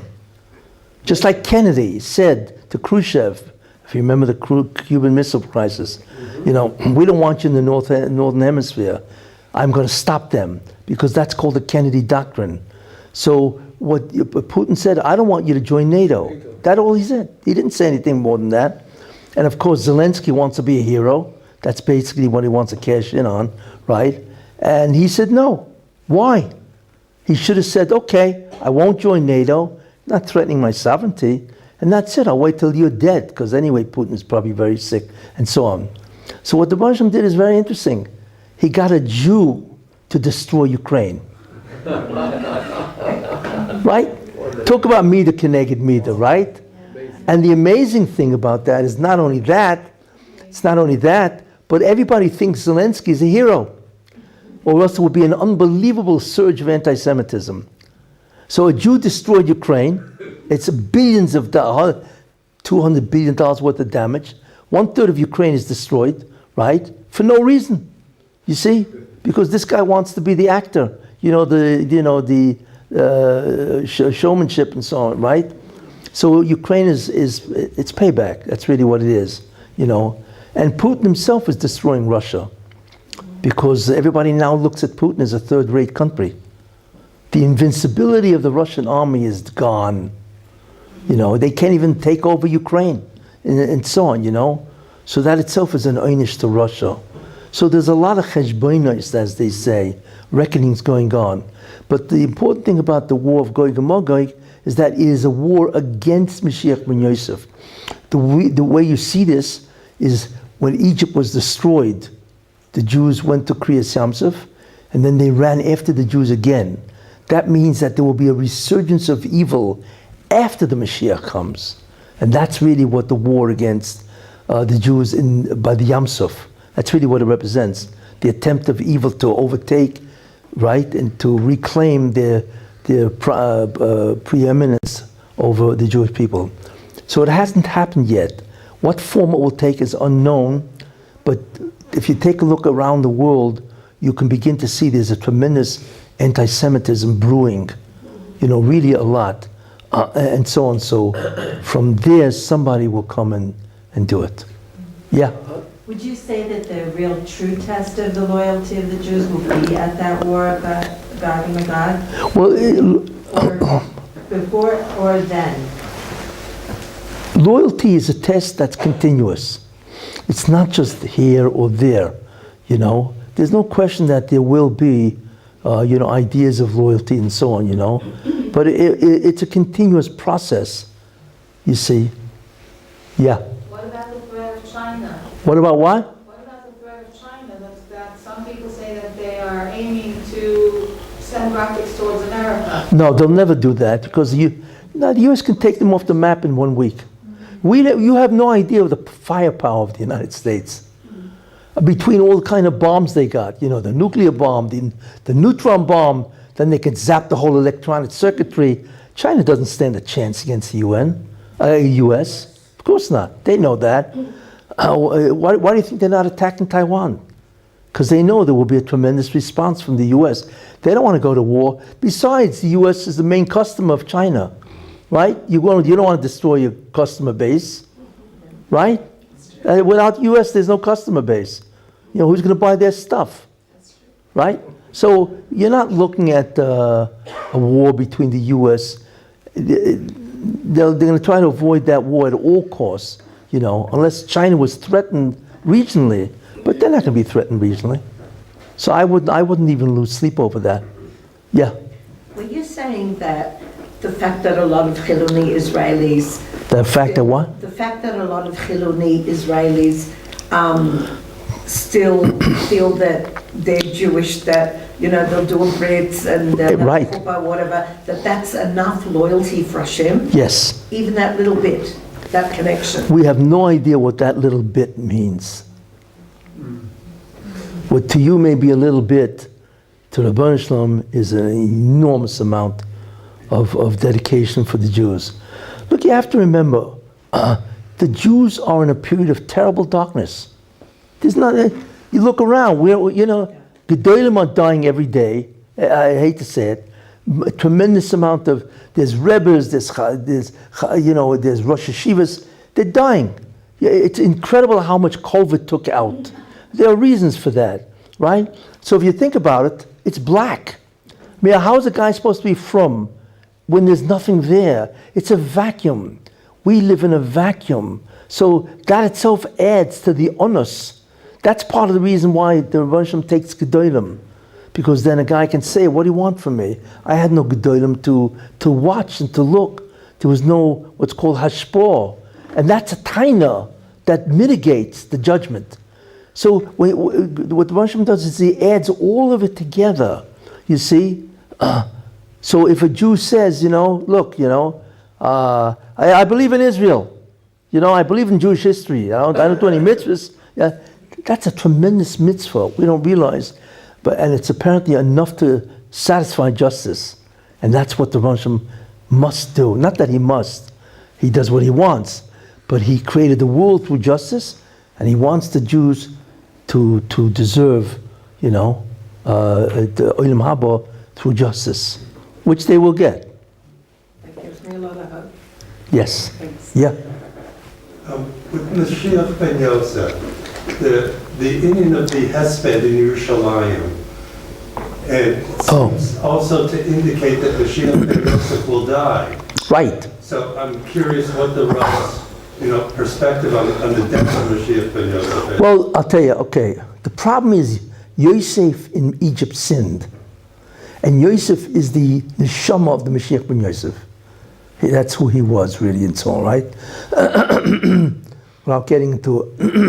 And there was a gzera that he has to die because he didn't completely vanquish the Yetzer Hara for Tifa's wife. I don't want to get into why. Anyway, it was decreed, So that would have been terrible for Klal Yisrael. Why? Because if the Mashiach ben Yosef does die, right, then it means that Klal Yisrael also will come to a tremendous destruction. Anyway, the Vilna Gaon, one of them, says the following. The Torah is merames that he will not die.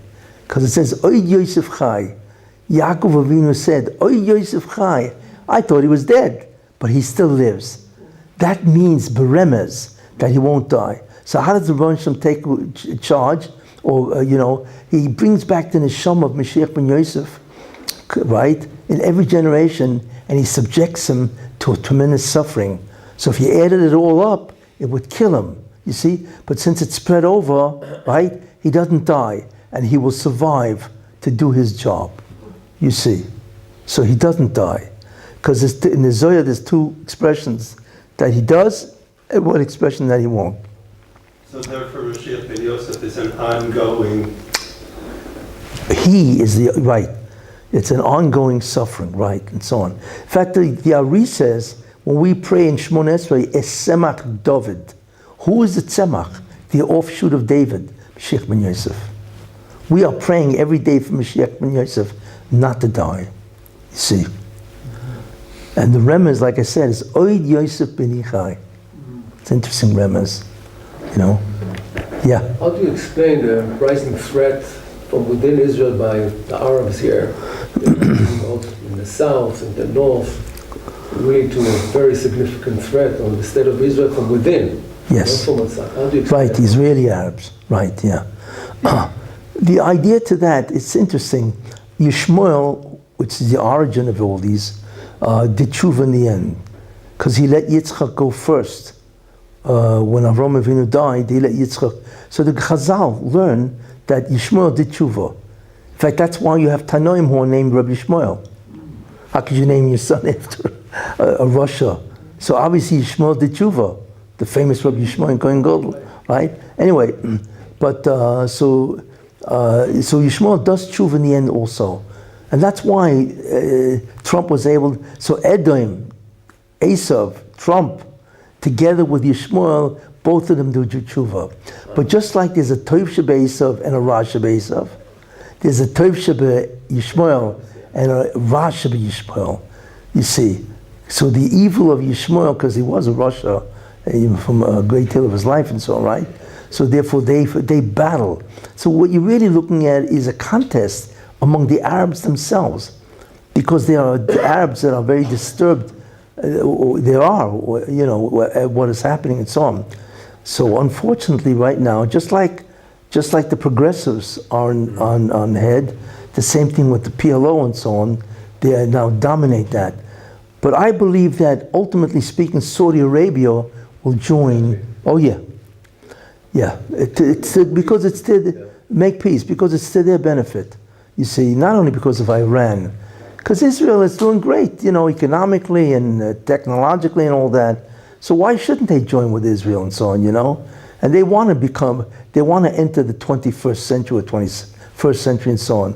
So I believe once they join, that's the spearhead of Ishmael, is Saudi Arabia.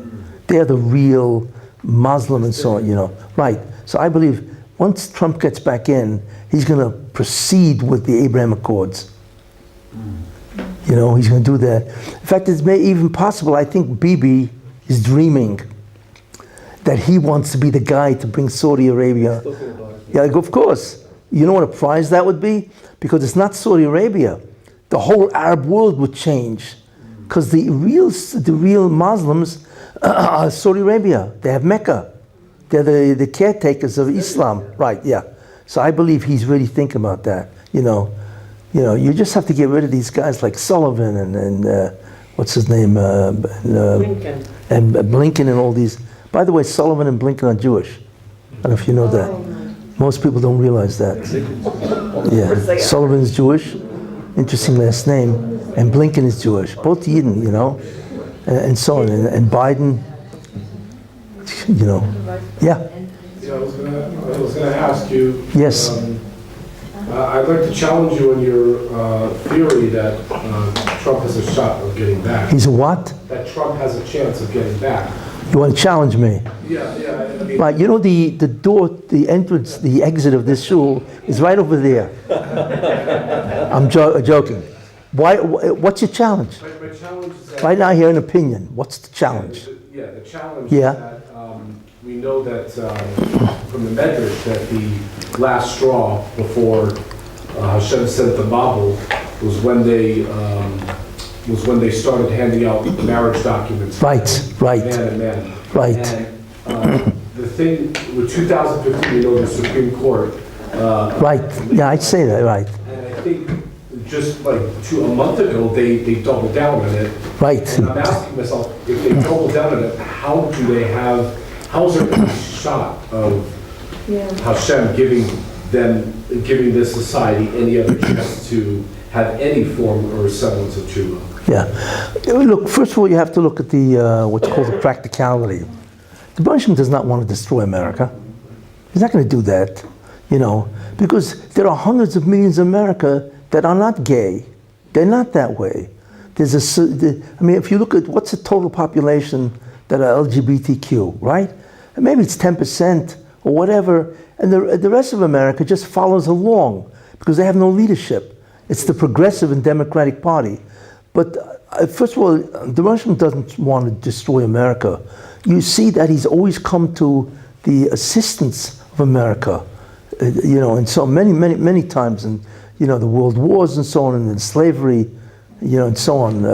But in any case, the main idea is that because he doesn't want to, he's going to somehow, at least block the tremendous,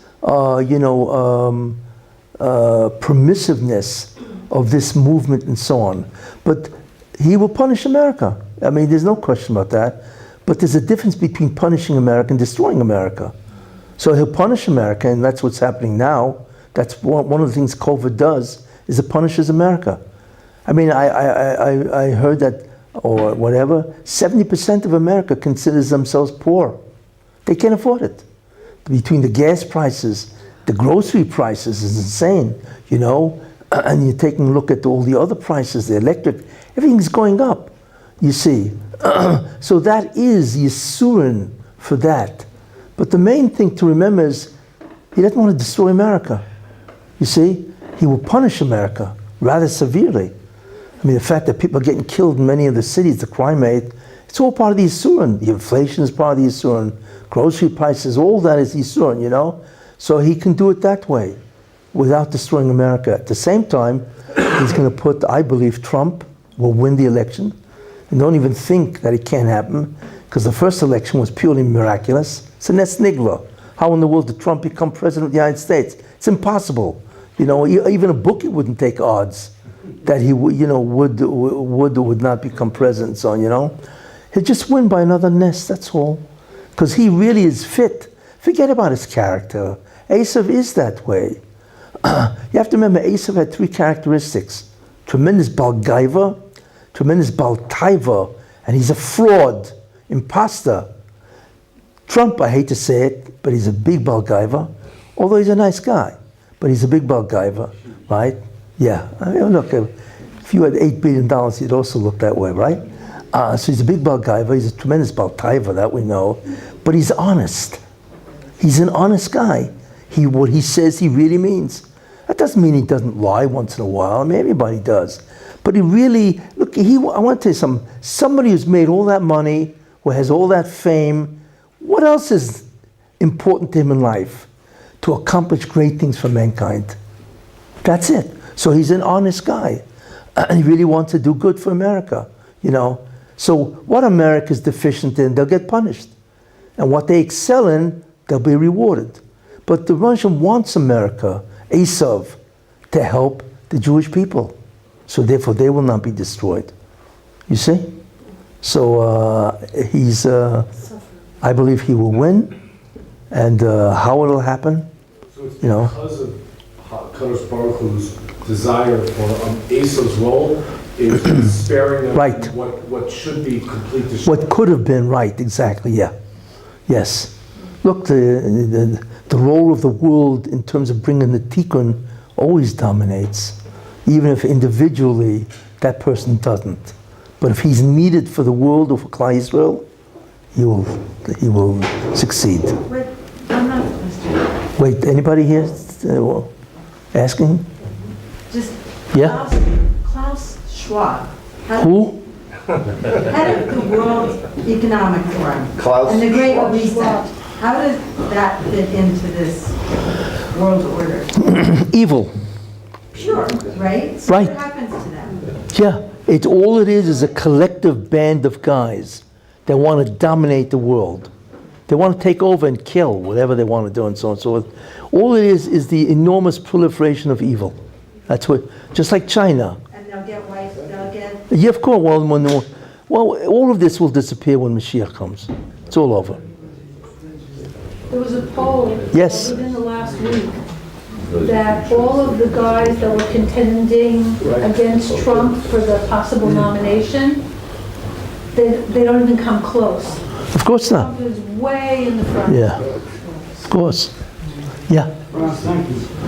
First of all, I wanted to say that as far as Ukraine is concerned, you left out the fact that in the tunnels, millions of children that they have produced, they were the main manufacturers of that adrenochrome, or whatever that thing is called, that, what's his name, still alive. People that are dead are still alive, but also you use the word deserve, that we deserve something. I think you should replace it with the word we, because we don't deserve anything. We should earn it. It's a matter of earning it rather than deserving it. That's Well, I mean earn. Oh, when you earn it, then you... now as far as Deserving through earning. and then as far as That's what I meant. God, you said the word spirituality, but so part of that war is consciousness. Would you say that Yeah. it's a war against consciousness? Yes, sure. Because they're trying to brainwash all of America. Right. That's all the And evil they're part. brainwashing Israel. Right. I agree. You know.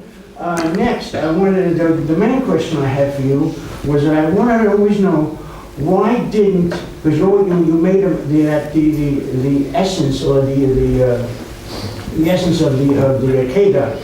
Why didn't Yitzchak go to his mother's funeral? Why didn't Yitzchak go to his mother's funeral? I'm kind of curious. I was told that there's a possibility that he actually did just like. I mean, that's not anything I spoke about tonight, right? Well, You just, it's off the, Takeda as a seed level for what's happening today,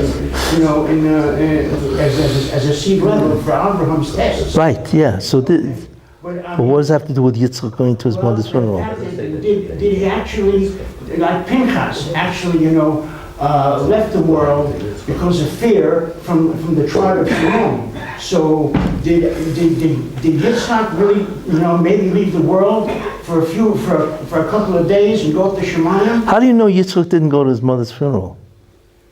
How do you know that? Well, it doesn't say it anywhere. That doesn't mean anything. Torah doesn't say a lot of things. So I'm just wondering where do you get this? Well, I couldn't find So then we assume that he did go to his mother's funeral. Sarah. Yeah, I mean, I understand why you're making that assumption. I think you might have an answer. But I disagree with the whole question. He did go to his mother's funeral, unless you show me a medrash where it says he didn't. Then we can think about that. But as far as I know, he went to Sarah's funeral. Really? Okay. Sure. I'll take your word for it. Thank you. Anything else?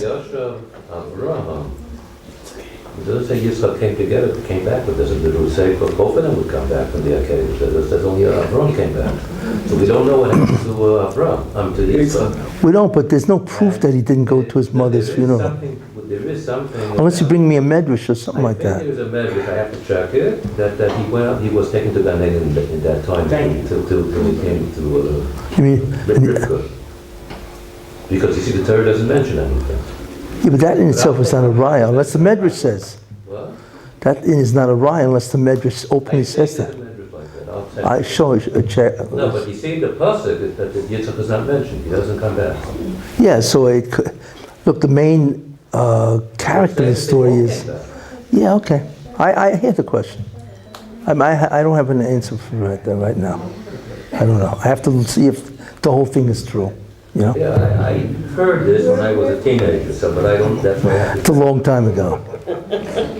Looking at your white beard, that's a long time ago. Okay, anyway. Yeah. There's a lot of countries that deserve payback for what they did to us. So will they all get what's coming to them? Everybody will get exactly what they... The only thing is the Rebbe Hashem takes his time, because maybe he wants the country to try to do tshuva, or the Rebbe Hashem has an exact accounting of every single, not just country, individual. Nobody walks away, scot-free. Doesn't happen. Everybody has their accounting, a file cabinet in heaven that's got everybody who ever lived. And what happens to them is exact. That's justice, that's dinam, So that includes people, that includes families, includes nations, includes everything. You see? Yeah. Is it known the criteria? What?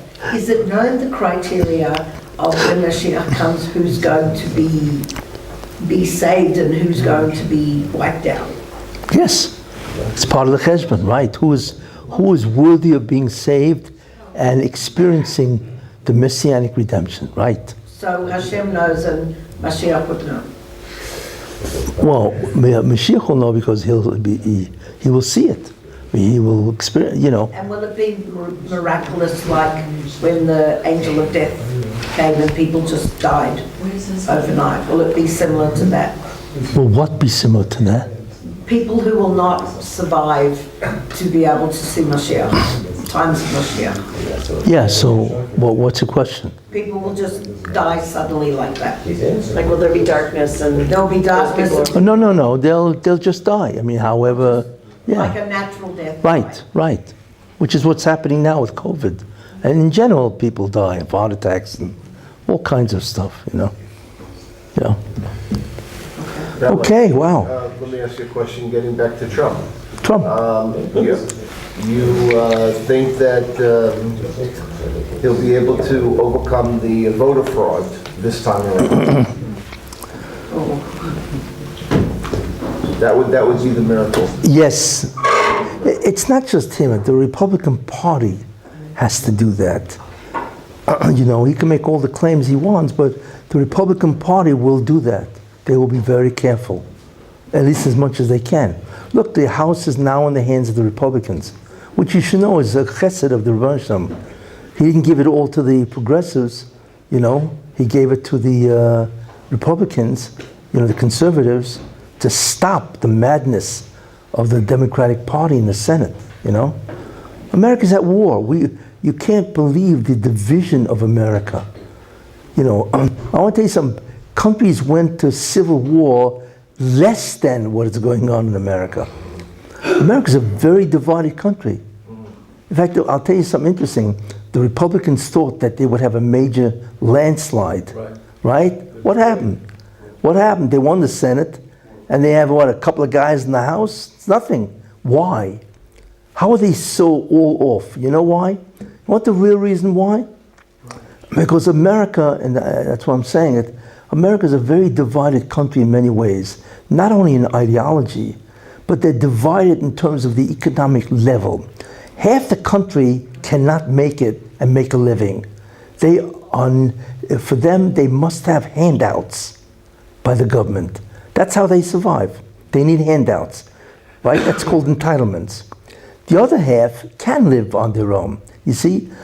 So what they did is they underestimated the amount of people that need handouts. For those people, it's 50% of the country. For those people who need that, they don't care if the Democratic Party are crazy. They need the handouts. They're known as the handout party. You know what I'm saying? And in fact, that's what Biden was doing, giving money to guys because of COVID. So they couldn't care less if the Democratic Party is is doing bad stuff and inflation. They need the handout more than the inflation. They don't care. You see, the other half says, well, this is ridiculous. It's interesting that they failed to take that in account when they were trying to predict that the Republicans would win. That's why they didn't. They won in the House. They're lucky they were just able to, because America is tremendously divided in terms of the economic situation of the different Americans and also the ideology, you see? And therefore, America really, in a certain sense, is at the cusp of civil war. But I don't think it won't be military, but it clearly could be ideological, you know? You see a Trump-DeSantis ticket as a possibility? I thought about that, but I don't know if, see, the problem with DeSantis, he's a very independent guy, and the VP is basically a nobody. I mean, unless the president offers him the chance to do things. So I don't know. I tell you, whatever DeSantis, he's going to weigh his chances of becoming the next president. He's got that in mind. The question if he understands that now's not the time, but he clearly will be the Republican nomination after Trump, whatever that is, right? So whatever he does, that's the major consideration, you see? So if he feels being governor of Florida is a better chance, because then he's independent, he can do whatever he wants, he'll remain. If he feels being the VP, right? And he'll also be doing a lot of stuff. Trump would use him just like he used Pence, right? Then he'll do that. So it all depends what DeSantis sees as the better stepping stone to becoming president. You know, and that's what these guys are going to decide on, saying. But it would be a very interesting ticket. It certainly would be, you know. Okay, so we'll daven Mariv in 3 minutes.